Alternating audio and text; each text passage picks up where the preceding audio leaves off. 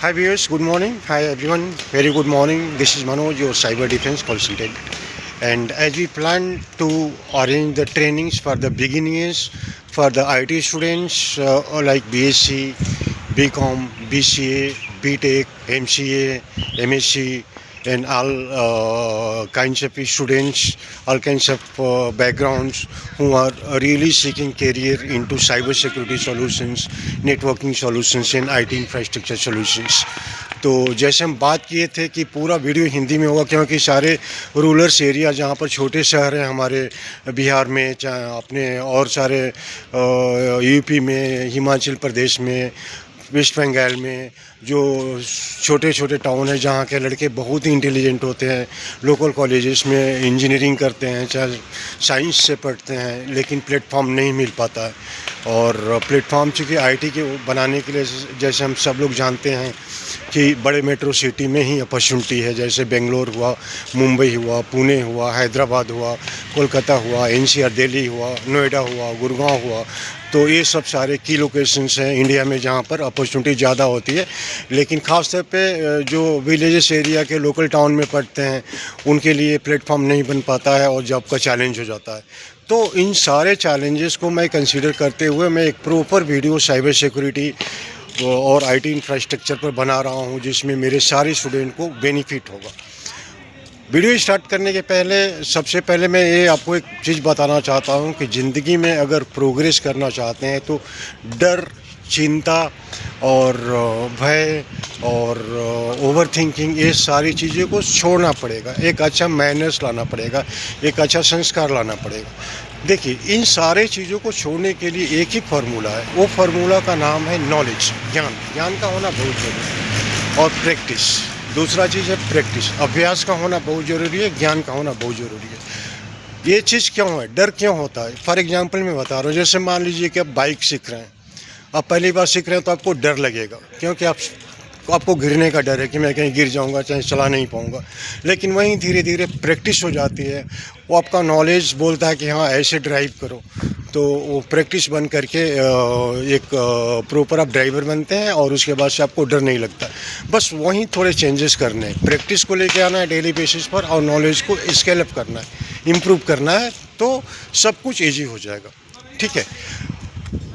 और दूसरा चीज़ मैं बोलना चाहूँगा, जैसे हम लोग लास्ट वीडियो में बात किए थे कि आज से जो ट्रेनिंग स्टार्ट हो रहा है नेटवर्किंग एंड साइबर सिक्योरिटी के ऊपर, तो OSI मॉडल्स के बारे में, OSI मॉडल्स जो ओपन सिस्टम इंटर कनेक्शन बोला जाता है उसको, ये लॉन्च हुआ है और डेवलप हुआ है ISO के द्वारा। ISO is known as international standardization for organizations, एक संस्था है जो इसको डेवलप किया, OSI मॉडल को, ओपन सिस्टम इंटरकनेक्शन को। और क्यों हुआ? क्योंकि अगर 87 के पहले बहुत सारे वेंडर थे आईटी में, जैसे HP हुआ, अरूबा हुआ, सिस्को हुआ, जूनिपर हुआ, डेल हुआ, लिनोवो हुआ, इनके डिफरेंट प्रोडक्ट आते हैं। सोफोस हुआ, फोर्टिनेट हुआ, जिसके पास फायरवॉल है, डेल के पास सर्वर है, HP के पास सर्वर है, किसी के पास राउटर है, सिस्को के पास स्विचेस है, और बहुत सारे वेंडर के पास अलग अलग डिवाइसेस है। तो पहले क्या होता था कि सारे वेंडर्स अपना एक प्रोटोकॉल्स लेकर के कम्युनिकेट करना चाहते थे, अपना एक लैंग्वेज दिखा करके डिवाइसेस से कम्युनिकेट करना चाहते थे, जो पॉसिबल नहीं हुआ। तो ISO ने सोचा कि हम एक ऐसा लैंग्वेज बनाए, एक ऐसा मॉडल बनाए, एक ऐसा फ्रेमवर्क बनाए जिससे सारे डिफरेंट डिवाइसेस, जैसे सिस्को का हुआ, चाहे जूनिपर का हुआ, चाहे HP का हुआ, चाहे आपका डेल हुआ, चाहे फोर्टिनेट हुआ, चाहे चेक पॉइंट हुआ, तो सारे अलग अलग वेंडर के डिवाइसेस को कनेक्ट किया जा सके कम्युनिकेशन पर्पज़ के लिए। तो OSI मॉडल होता है कि बेसिकली नेटवर्क को कैसे कम्युनिकेट किया जाए, डिफरेंट डिवाइसेस को कैसे कम्युनिकेट किया जाए। इसके लिए इसके 7 लेयर आते हैं। There are 7 layers coming into OSI models. Layer 1 से लेकर 7 तक, जिसको बोला जाता है लेयर 1 है फिजिकल लेयर, दूसरा डेटा लिंक लेयर, तीसरा नेटवर्क लेयर, चौथा ट्रांसपोर्ट लेयर, पाँचवा सेशन लेयर, और छठवां presentation layer, and 7th is और एप्लीकेशंस लेयर। ठीक है, ये 7 लेयर है। और इसको एक चीज़ होता है, If you talks about the layer, 7 layer, there is something called encapsulations and discapsulations. Encapsulations अगर layer 7 से layer 1 को अगर communicate हो रहा है तो उसको encapsulations बोलते हैं, और layer 1 से layer 7 को अगर communicate हो रहा है उसको discapsulations बोलते हैं। ठीक है, तो ये लेयर क्यों हुआ? ये हर एक लेयर एक दूसरे से रिलेट करता है कम्युनिकेशन के पर्पज़ से, जिसमें हमारे नेटवर्क के डिफरेंट डिवाइसेस को कनेक्ट कर सकते हैं, कम्युनिकेट कर सकते हैं, बात कर सकते हैं। फॉर सिंपल एग्जांपल्स मैं आपको देना चाहूँगा, जैसे मान लीजिए 2 आदमी बात कर रहे हैं, एक आदमी इंग्लिश बोल रहा है, दूसरा आदमी हिंदी बोल रहा है, तो उसको कम्युनिकेट करने के लिए कॉमन लैंग्वेज चाहिए, एक ट्रांसलेटर चाहिए। तो एक ऐसा ट्रांसलेटर चाहिए जो दोनों लैंग्वेज समझता हो, हिंदी भी समझता हो और इंग्लिश भी समझता हो, तो एक दूसरे को वो लैंग्वेज को कन्वर्ट करके बता सकता है। जैसे इंग्लिश वाला बंदा बोल रहा है कि I want two by A laptop, मैं एक लैपटॉप खरीदना चाहता हूँ, हिंदी वाला बंदा समझ नहीं पाता है। ठीक है, हिंदी वाला बोल रहा है कि मैं एक लैपटॉप खरीदना चाहता हूँ, तो इसके बीच में एक ट्रांसलेटर का होना ज़रूरी है। अगर एक ट्रांसलेटर आता है तो कम्युनिकेट कर देगा, इंग्लिश टू हिंदी में कन्वर्ट कर देगा। जैसे आपने बहुत सारे मैचेस देखे होंगे, क्रिकेट मैचेस, जो भी मेरे बिगिनियर्स हैं, जो जैसे वैभव सूर्यवंशी जैसे प्लेयर, इन लोगों को इंग्लिश नहीं आती है, तो जब भी प्रेजेंटेशन में इनसे बात होती है तो एक या तो डायरेक्ट हिंदी में कोई बोलता है, नहीं तो अगर फॉरेन कंट्री में लोग खेल रहे हैं तो उसके लिए एक ट्रांसलेटर की ज़रूरत होती है, तो जो दोनों लैंग्वेज को कन्वर्ट करके ट्रांसलेट करके बताता है। तो इंग्लिश रिसीव करता है इंग्लिश वाले से, और वैभव को हिंदी में बताता है, वैभव का हिंदी रिसीव करता है, उसको इंग्लिश में ट्रांसलेट करके बताता है। सो सिमिलर यही काम है यूएसए मॉडल का।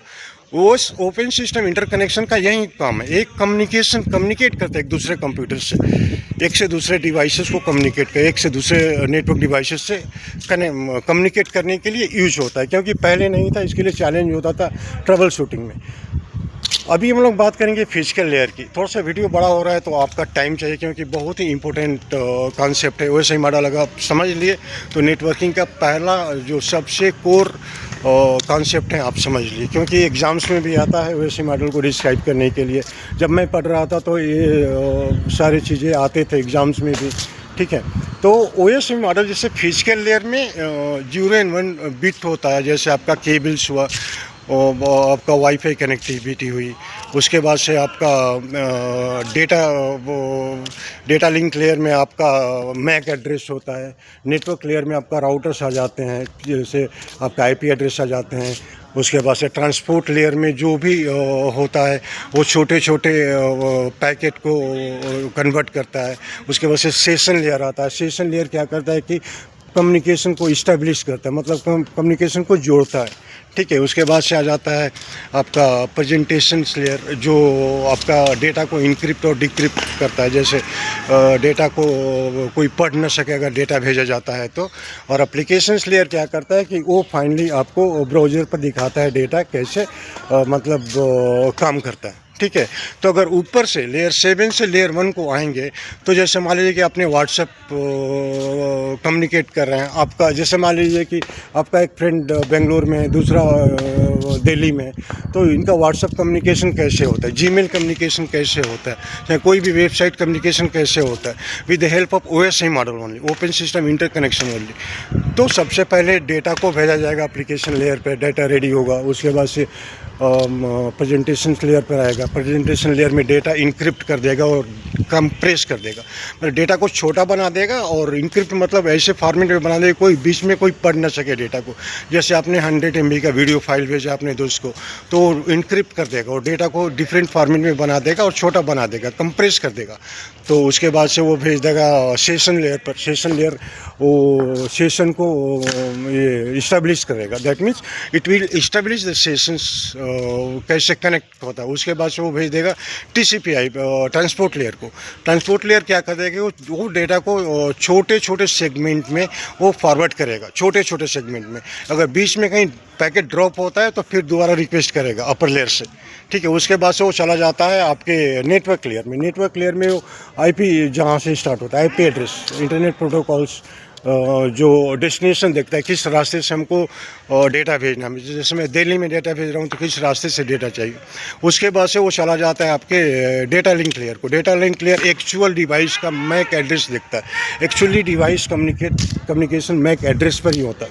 वो मैक एड्रेस के पास चला जाता है, जिसमें डेटा लिंक लेयर काम करता है। उसके बाद से वो केबल के पास चला जाता है, दैट मीन्स वो फिजिकल लेयर, जहाँ पर आपका कैट 6 केबल और आपका ड्यूरेन 1 में ट्रांसलेट होता है, जो वाईफाई कनेक्ट करता है, और ऐसे इनकैप्सुलेशन प्रोसेस होता है। So this is the process of encapsulation in OSI models, ठीक है। उसी तरह से डिस्कैप्सुलेशन करेंगे तो उल्टा हो जाएगा, लेयर 1 टू लेयर 7 को कम्युनिकेट करेगा। तो ये basic examples open system interconnections में है, चूँकि और भी इसमें डिस्कशन हम कर सकते हैं, लेकिन टाइम शॉर्ट है। आपके अंडरस्टैंडिंग के लिए मैं बता रहा हूँ कि open system interconnections is a process to communicate with the multiple devices like your routers, your switches, your servers, your everything. In the cyber security also it's used.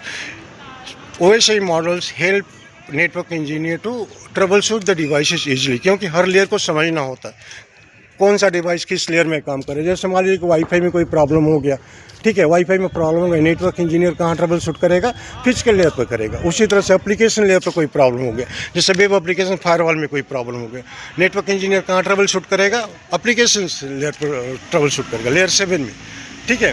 तो इस तरह से कम्युनिकेशंस के लिए OSI मॉडल को बनाया गया कि एक कंप्यूटर दूसरे कंप्यूटर्स को एक दूसरे लेयर के साथ कंप्लीटली रिलेट करके कम्युनिकेट करे। अगर लेयर नहीं होता, वैसे ही मॉडल नहीं होता, तो आज के डेट में हम लोग कम्युनिकेट नहीं कर पाते, और कोई भी डिवाइसेस, कोई भी डिफरेंट वेंडर की डिवाइसेस एक दूसरे के साथ बात नहीं कर पाती, कम्युनिकेट नहीं कर पाती, नेटवर्क बनता ही नहीं।